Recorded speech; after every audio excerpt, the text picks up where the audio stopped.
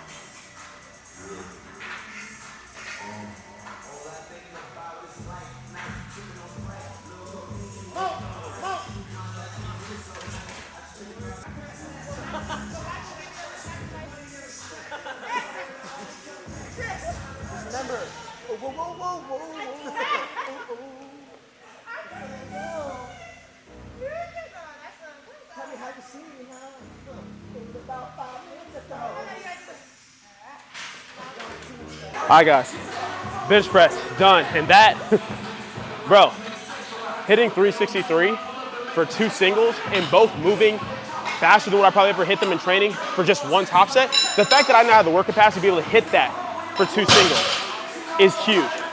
Back downs, 3x5, 286, 2.5 over what I did last week. And I think like 5 kg over what I did last block on this week. And it moved great. Now bench is a little bit different. We back in deload the bench as well, but that starts on Monday. We don't start it on today just because when I feel this strong, I want to take advantage of a little bit more of that workload. Compared to the squat, where pushing the back down is even more at that big top set, will almost certainly nuke the deadlift unnecessarily. So it's part of like, you know, the reduction in intensity and the reduction in rep per set on this day, like doing a 3x4 instead of 3x5 on the squat, is also to let the deadlift kind of shine through a little bit.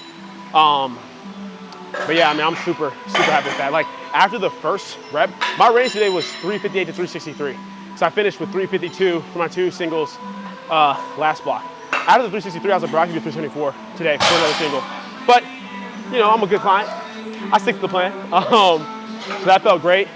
Now we're gonna see what's up with deadlifts. I'll let y'all know right now, as far as deadlifts, all we changed was instead of me trying to like hinge to the bar in a way that looks like really clean and stuff like that, to try to get in the position that looks standard, I'm just letting myself just kind of like not so much full over the bar, but I'm just going down the bar. I'm not thinking about hinging or like making it look like RDL or trying to like keep myself in a certain position. I'm just going down the bar.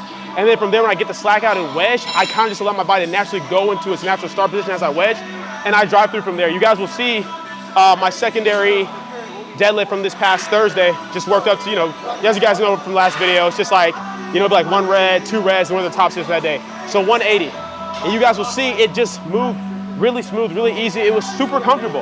And there's like, even though what I was doing before when I kind of like was stepping back further from the bar, which I am still doing that, I'm still further back from the bar to give myself room to wedge. But the rest of what I was trying to do to kind of make myself look like I can get into that normal looking position that most people get into, it's just not how I'm built. So I'm still approaching deadlift the way that I did the last time I told you guys about my technique, as far as like what I'm doing, start a little bit further behind the bar to create that space to wedge in. So I'm still a little bit more behind midfoot versus right over midfoot. But I'm not overthinking the hinge. I'm just going down the bar, getting the slack out, wedging and going. So we'll see how we feel through on the primary work.